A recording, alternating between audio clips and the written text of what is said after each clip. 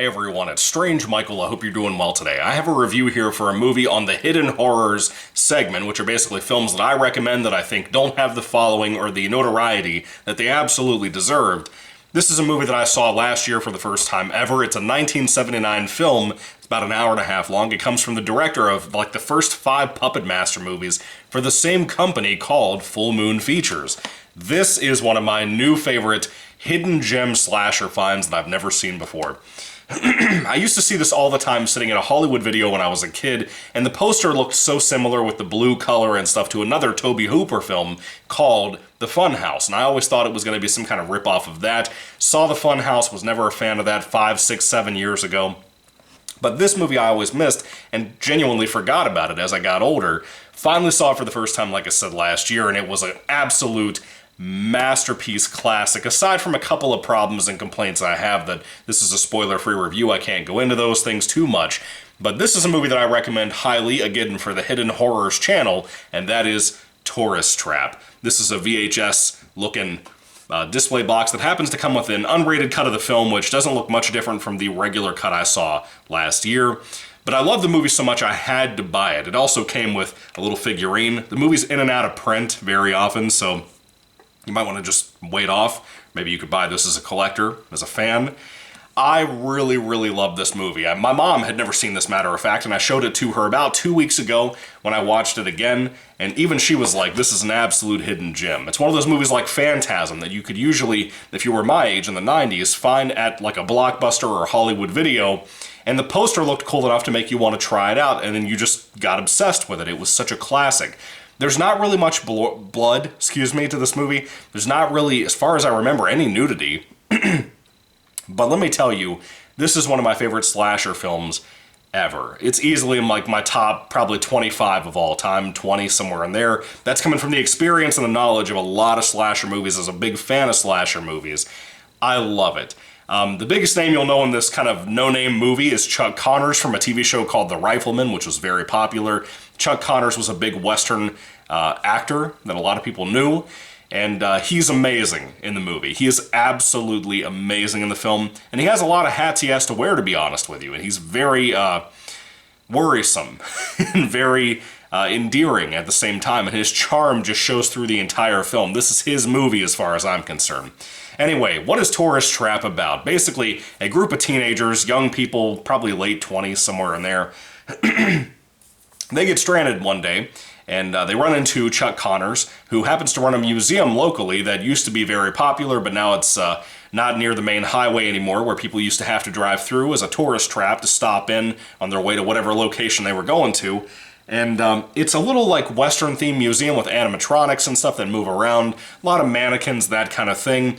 But things begin to go weird because Chuck Connors warns about this one house locally and like the woods nearby having coyotes and maybe a weird stalker-ish type of dude out there. And the particular serial killer, kidnapper, whatever you want to call him, has some unique ways that he kills people. But he himself is a very unique type of person. He wears this creepy-ass mask that really freaks me out. He loves to make masks out of his victims. As in, not like a Leatherface way of taking their face, but he just like makes a mold of them and then makes a latex mask or whatever out of their own face. Pretty spooky stuff, but there's some twist to this killer. He also is telekinetic, so he can move items and objects with his brain. One of his favorite ones to terrify people with, and we see this shown in like the first 10 minutes of the film in one of the most terrifying cold opens to a movie that I've ever seen in my life. Even my mom said that as a massive horror fan. He loves to control mannequins to freak people out. And a lot of the mannequins that he has laying around his house or that he uses to scare people, he can make them talk or sing or scream, and I'm telling you, it's chilling. If you love horror movies like I do, it's definitely truly a chilling thing to watch in this film, in my personal opinion. I love it. I genuinely could not recommend this movie enough to you. It's beautifully shot for the budget they had. It's clearly a lower budget film at the time, but it's so creative, and I think it might even be the first maybe one of the first Full Moon Features movies. It looks and feels incredible to watch. It's got a great atmosphere that looms over the entire movie, and this killer with his telekinetic abilities, you don't always know what he's capable of doing, and it keeps you on your toes the entire time. The audience, every time I've shown this movie to somebody since I saw it last year or recommended it to somebody, they've been into it because it has such an eeriness to it that feels surreal. And the mannequins have this uncanny valley aspect that really adds to the movie that I love deeply. There are moments of it, very much like Phantasm, that feel kind of nightmare-like, that really just bother me. I don't know why, but they do. It is such an incredibly well-made movie. I just can't believe they're the same guy who made the first boring-ass Puppet Master movie, and 4 of the others behind it, that were pretty solid off and on, depending on which ones we're talking about, but I can't believe the same guy made this awesome little movie that no one talks about for some reason. My eye is so watery. The allergies are killing me outside. It's starting to build up. Springtime's a-coming. For you folks who haven't seen me like that before, my eyes, specifically my left eye, is going to get so pink that it's going to be horrible during the springtime for reviews. So tune in for that if you want to see the man with elephantitis of the eyeball. Anyway, I love this movie. One of the greatest examples of a picture from this film that happens to be on the back of the box that may or may not make or break how terrifying this is for you is the picture of the killer wearing a blonde wig and holding one of the mannequin heads of somebody that he made. And it creeps me out. Look at this. Look at this shit. That's terrifying. There's just something about that that just creeps me out so bad. Anyway, great movie. Definitely a huge recommendation for me. And I think even the cast here, who I know nothing about, I don't know anything any of them have done aside from Chuck Connors, they're all solid. I like them. I genuinely like these people. They seem nice. There's this one chick wearing a blue tube top that is model material. I mean, absolute model material. I'm not usually into the ladies that were in like 1970s movies and stuff, but dude, she's a knockout. I think she's more beautiful than any of the chicks from Halloween the year prior in '78. But still, great flick, really good music. And again, the use of that with the singing mannequins and stuff, that adds a terrifying atmosphere in the third act of the movie that really gets under my skin.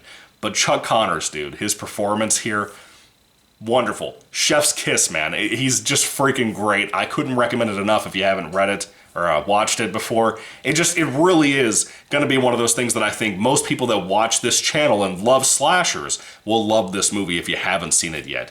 You owe it to yourself. Please, for the love of God, take my recommendation, go watch it. Let me know down below if you did take my recommendation. I cannot talk today. I'm so sorry. Let me know if you took my recommendation and what you thought of it. I want to hear all of it. Anyway, when it comes to Tourist Trap, one of my favorite recent finds in recent years, if I had to rate it on a 5-star basis, it's got a couple of flaws. Specifically, the last shot of the movie I think is way too goofy for me.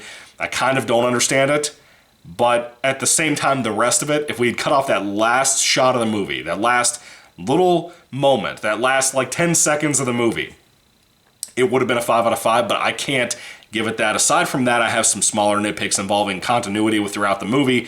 I'd give it a 4 out of 5 stars. A really high 4 out of 5 stars. A big old recommendation for me. One of my favorites ever. I cannot believe how slept on this is. I cannot believe that this is not as iconic as like My Bloody Valentine, even though this is scary. Because people like me have a fear of mannequins and dummies and that kind of shit. I love it, but it scares me. There's just so many great moments in here that I just could not recommend it enough for. Like I said, if you haven't seen it, check it out, please. It's usually on Tubi and a lot of other places. It'll be worth every second you spend with it. If you watch the first 10 minutes of the movie and you don't like it, I would be surprised, truly. But anyway, have you seen Tourist Trap? What do you think about it? Let me know all of your thoughts and comments about it and my review down in the comment section down below. Thank you all for watching, guys. God bless you all. See you soon, and goodbye.